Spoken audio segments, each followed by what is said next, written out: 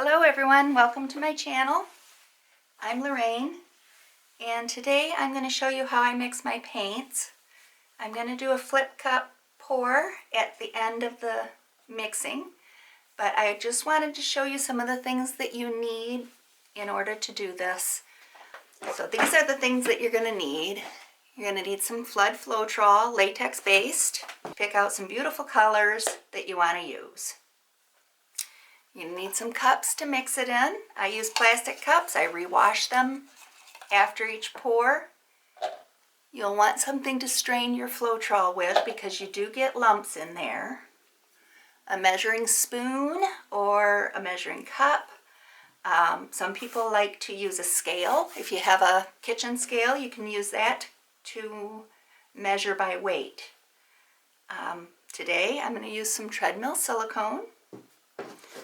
I have my stir sticks. I have a pair of gloves. Now you want to protect your hands. You also want to protect the surface that you're pouring on. So I put plastic down. I'm going to put my gloves on.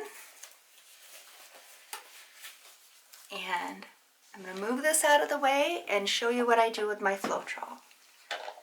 I have a plastic cup here and a strainer. I usually shake my Floetrol before I use it just to make sure it's mixed well. And this is a paint extender. It says right on the container, it eliminates brush and roller marks and improves the flow and leveling. So that is a very good pouring medium to use. I'm just going to get me a cup full here so that I can make up these different paints. I have 5 colors picked out.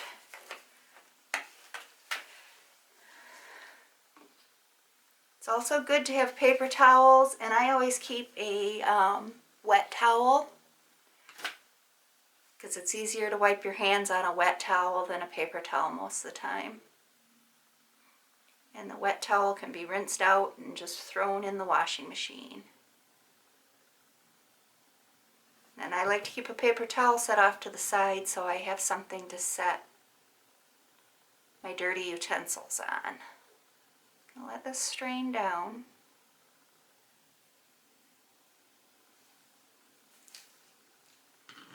Wipe off the edge. I don't know if you can see, but there are some lumps left in there, and that's why I strain it. I'm going to show you.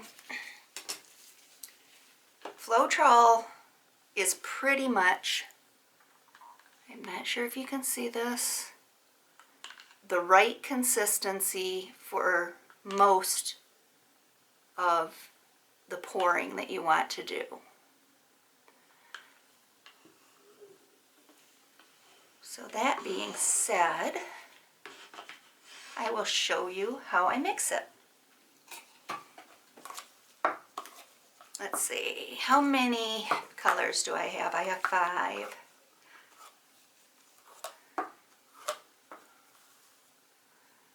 And 5.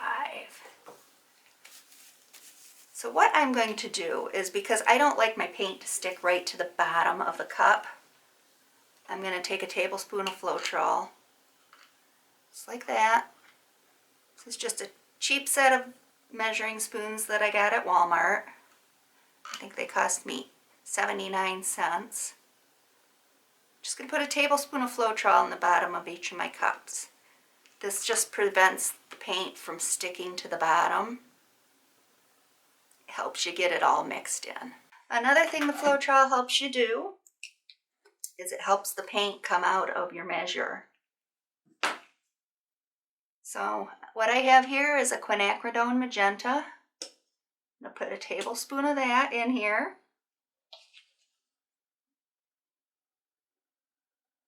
Just like that.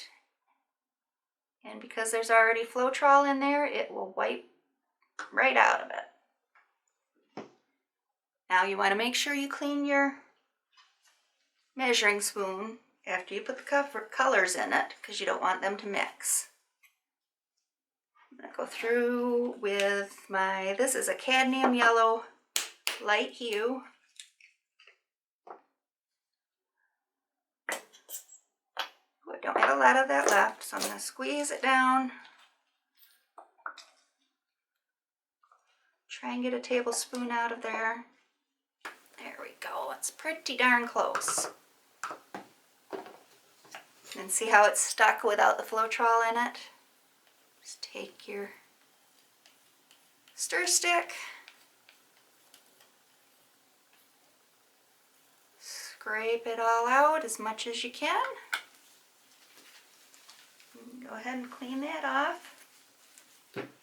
And then just a little trick so that I don't have to worry about it sticking the next time. I'm just going to dip that in my Floetrol. Okay, and then I'm going to use a dioxazine purple.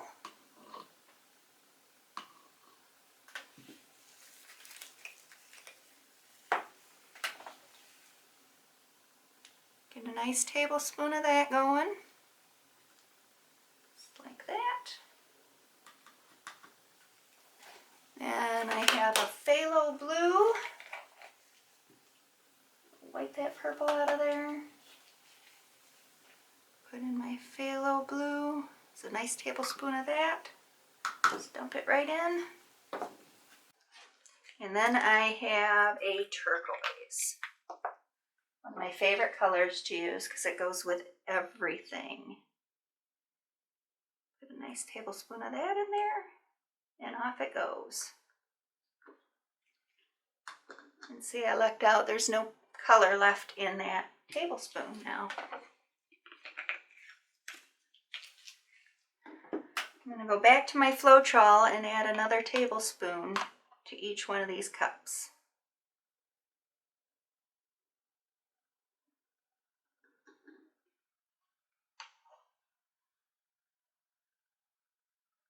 Since I already have a stick in the yellow, I'm going to go ahead and mix. You want to mix it until it's nice and smooth. You don't want to see any lumps in there. Scrape your sides, because sometimes it will stick to the side. Now that's quite thick. See how it's kind of dropping off of the stick? It's very thick. Okay, mix this one up.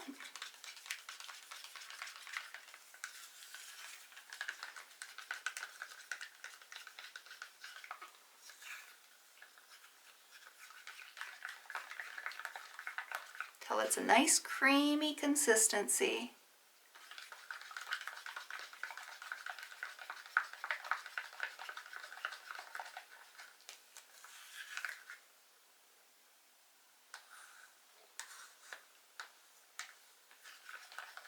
Okay, I'll get the rest of these mixed and I'll be back. Okay, so now I have them all mixed up and they're thick. Thick, thick, thick. You don't want to leave them like that. I also mixed up some of the Artist Loft Flow Acrylic White. Now the Artist Loft Flow Acrylic White usually is thinner than the paints that come out of the tube. When you're using the paints that come out of the tube, that's going to put you at pretty much the same consistency. You might find once in a while one will be a tad bit thinner than the rest, but you can see with this white, it's leaving a mound on a mound, which is a little bit thicker than what I want it. I want it to disappear just a little bit faster than that when I'm doing a flip cup. Because these are very thick, I'm going to use another tablespoon of Floetrol in each one of these.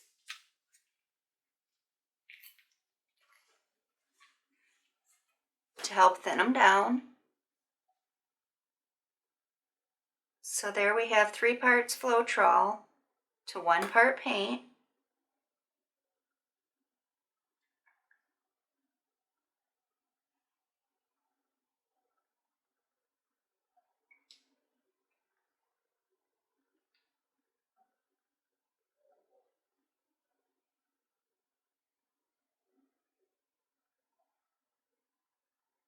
Look at that, I poured just enough Floetrol.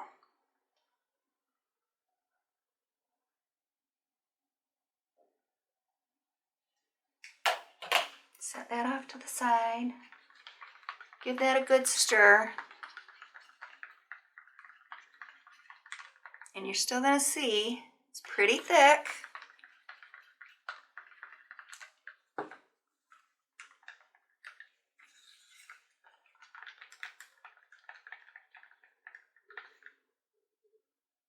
Not too bad. So what we're going to do is put a few drops of water in here. About 10 drops at a time.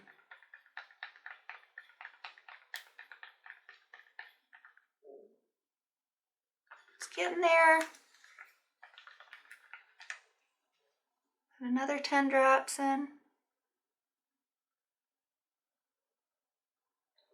You can do this by tablespoon, or you can just drip it in there. Or teaspoon, whatever measurement you'd like to use. See how that's leaving a mound on a mound?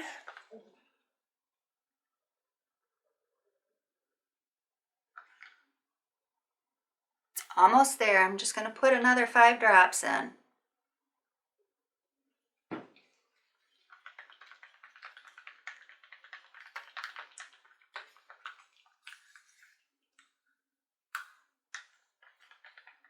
Good stir. There you have it. It's running off nicely. Leaving a mound, and then it disappears quickly. I'm going to mix up my violet here. See how thick it is? Not quite where you want it yet. 10 drops.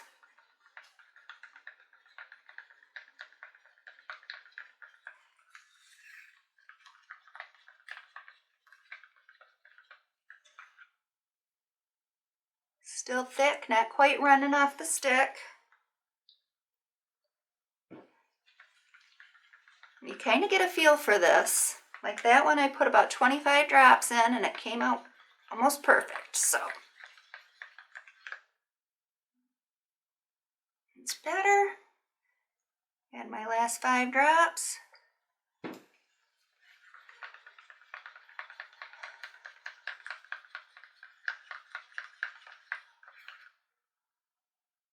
There we go. It's looking pretty good. It's leaving a mound on a mound and then it's disappearing. Some people will say, check to see how long it'll run off the stick.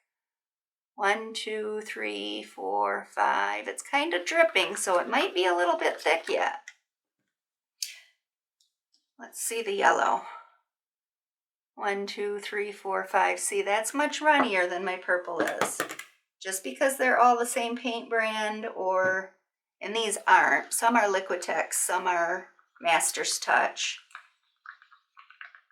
The key is you want all of your paints that you're going to use in one pour to be the same consistency. And see, that's still dripping a little. You just keep adding a little bit of water, stirring it in there well until you get that running off the stick.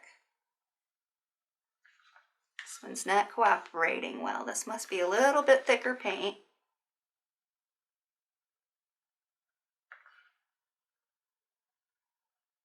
Okay, touch more. And if you practice this, you'll get it right. It just takes doing it a couple of times to get the feel of the consistency. And see, there you can see, getting a nice mound on a mound. And then it's disappearing quickly and it's running off the stick. So I'm going to mix the rest of these up and I'll be back. Okay, now that I have these all mixed up to the same consistency where they're running off the stick nicely. It's my Phthalo blue, my quinacridone magenta, my white, which I did not add any water to. Sometimes you'll find your Floetrol's a little thicker and you need to. And I mixed, this was 6 tablespoons of Floetrol and 3 tablespoons Artist Loft Flow Acrylic. And these were 3 tablespoons of Floetrol to 1 tablespoon of paint. See, they're just running off the stick. I think my purple might be a little thicker, and you can feel it too. When you stir, you feel the resistance. Something you have to get used to. Like I said, my purple feels a little thicker, so I'm going to add a couple more drops of water to it before we continue. I have an 11 by 14 inch canvas here, and that's going to need about 5 ounces of paint for the surface of it, and I usually add an ounce or 2 just for stretching. So what I have here is 2, these are 5 ounce cups. I'm going to use 2 cups to flip on here. And then I have my treadmill silicone. Put these up here and I'll show you. I'm going to put 1 drop of silicone in each. Make sure I have that open. I'm going to test it over here. Okay, 1 drop in each color. Ooh, that one got 2. Both of my blues got 2 drops. Give them a good stir. Set them over here. Get a good stir.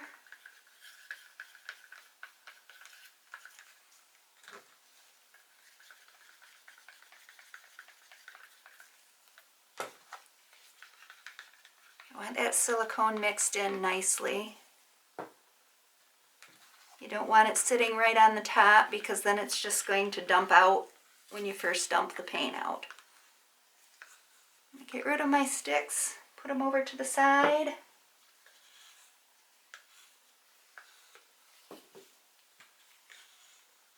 Now I didn't put any silicone in my white because I'm going to put some white paint on the surface first. Just for that added, oop, got some paint on my hand there. Just for a little added slipperiness here. Just spread it. Let's load up some cups. 2 cups here, and you have to think about what you want to come out first and last. So what comes out last is going to be on the bottom of your cup. So I am going to start out with a little bit of my violet.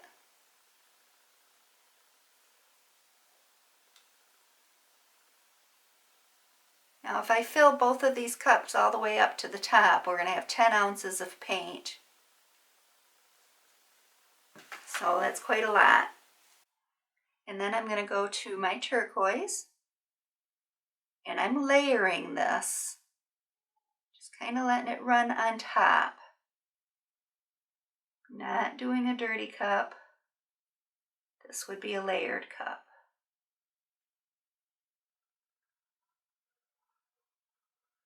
A little more in here. I'm going to try and make them pretty even. I'm going to put some of this nice cadmium yellow light in here.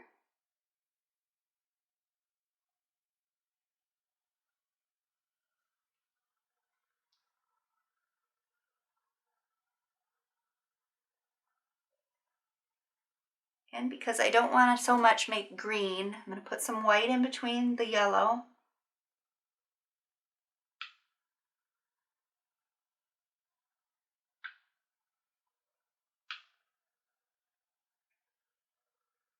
And then I'm going to go in with my phthalo blue.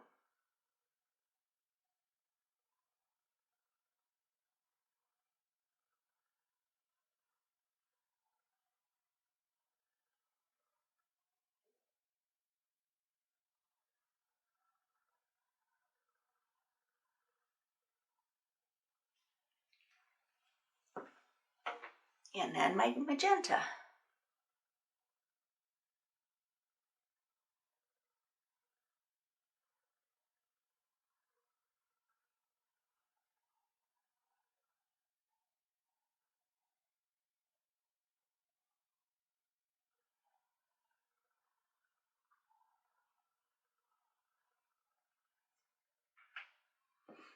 And top it off with a little bit of my white.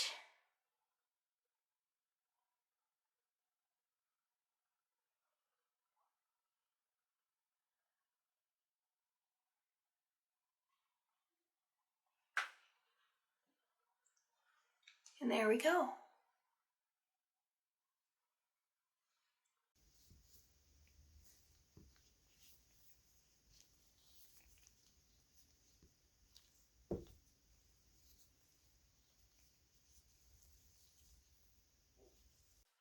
Just going to do a quick flip right there. Should have done this side first since I'm right-handed. Did pretty good. Now you want to give it a little bit of time to flow out of the cup. Otherwise you lose that color that you have in the bottom.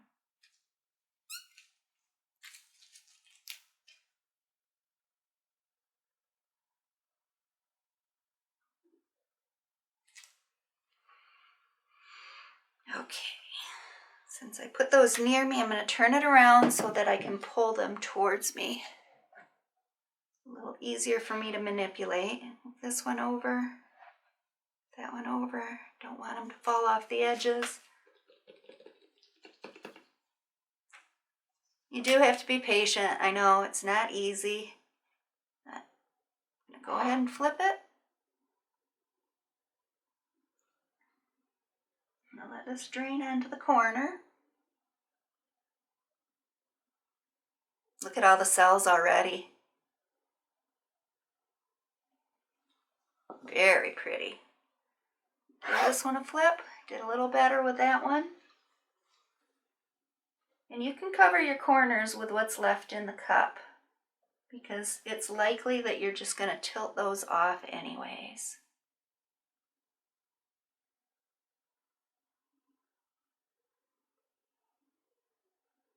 Now, because I don't want this to explode with cells yet, I'm not going to torch it until I get it stretched a little bit.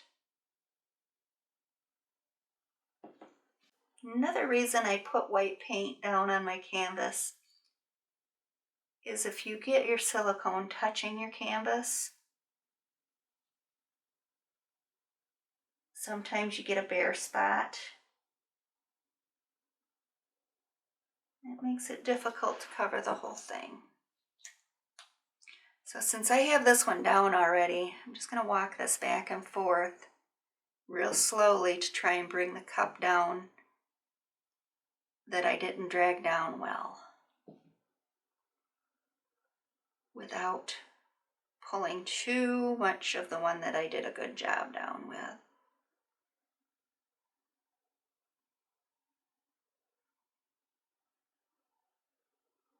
Okay, it's wanting to go up the side.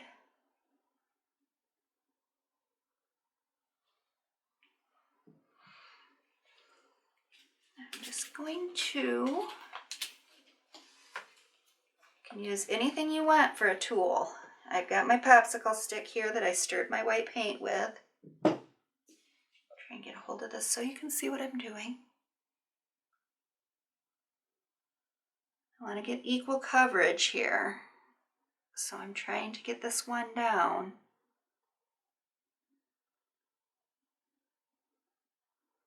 So there we go. I'm going to use my popsicle stick to keep that paint on the canvas. Bring it down until I see the weight of my paint is pretty much in the middle of the canvas.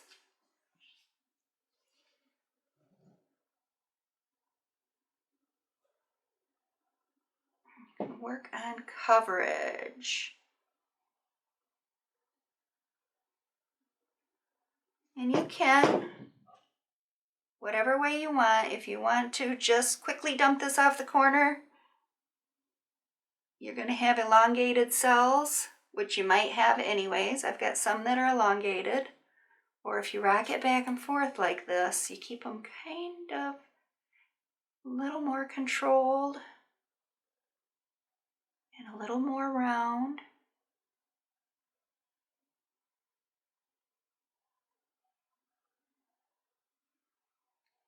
Okay, pretty much down to that edge. So what I'm going to do is first I'm going to go to this corner,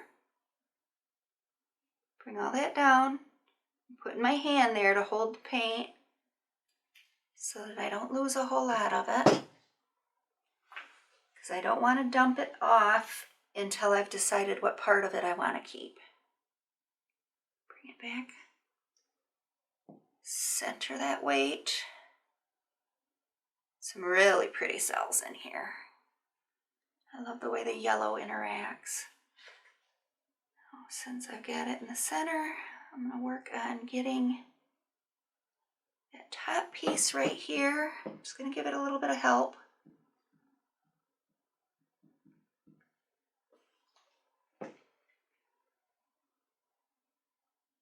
So that it'll go over the top. Come on, we can do it.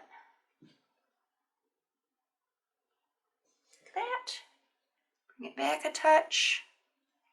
I'm going to head for this corner.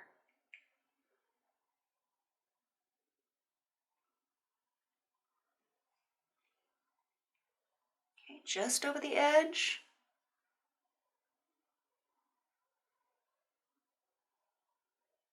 Bring it back. You gotta watch the weight of your paint.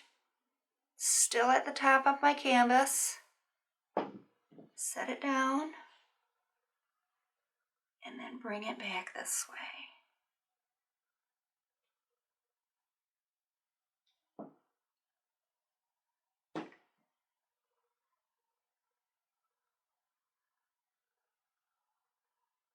Okay. I think I have it down far enough now I can get this corner.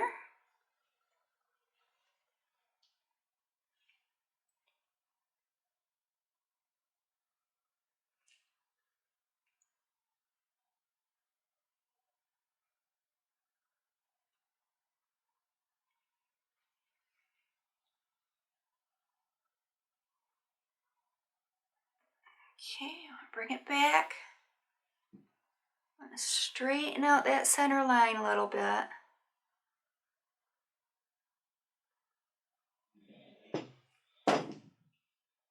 Bring it this way. You can see how it smushed some of those cells. When you bring it back, they should straighten back out a little bit. You're not going to get them back completely.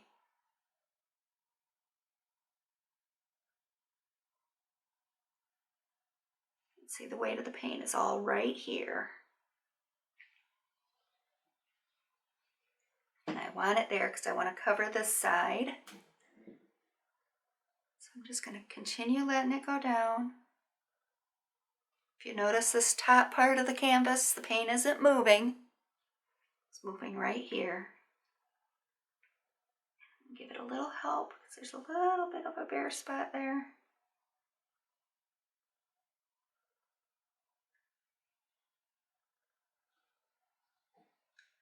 Get up carefully and then tilt it down to the corner.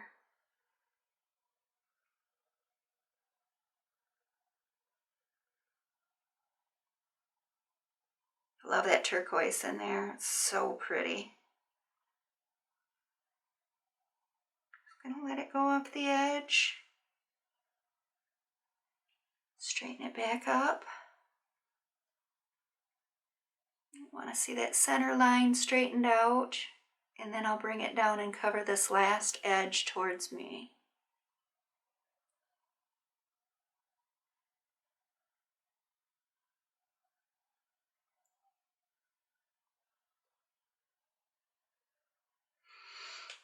Okay. Tilt it this way.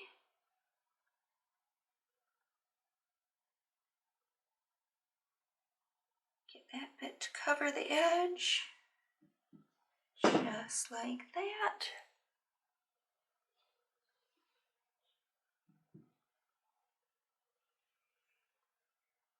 I'll tell you, there is nothing neat or tidy about doing this. If you don't like getting dirty, you definitely don't want to do paint pouring. I'm going to rinse my hands off. Such beautiful cells. Now I keep a bucket of water handy so I can rinse my hands off, so they're not slippery. And then I treat that water and filter it. Filter all the paint off of it, because I don't want to dump that down my drain. Okay, so pretty. Now I'm going to give it a torch to get any air bubbles out, and it's going to bring up some more cells. You don't want your torch too close, and you want to keep it moving at all times. If you let it sit, you can scorch your paint. It looks to me like I probably have pretty much all the cells that I'm going to get. I love that lacing right in here. It's very pretty. You also want to check to see how much paint you have left on your canvas. So if you have too much paint left on your canvas, it can crack on you. See it moving a little bit down here. Let it run off just a little bit. Doesn't need too much. But that is so cool. Both of those cups were the same, and you have a different look on both sides where the white came up through here. So let me give you a close-up. Here we go. Got all those magenta cells. I hope you learned something today. This is just basic paint pouring. This is one of the most commonly used techniques, is a flip cup. And they do make some very, very interesting art. So if you haven't already, please subscribe, hit the bell. You'll be notified when I put up new videos. Thanks for visiting with me, guys. I'll see you next time. Bye.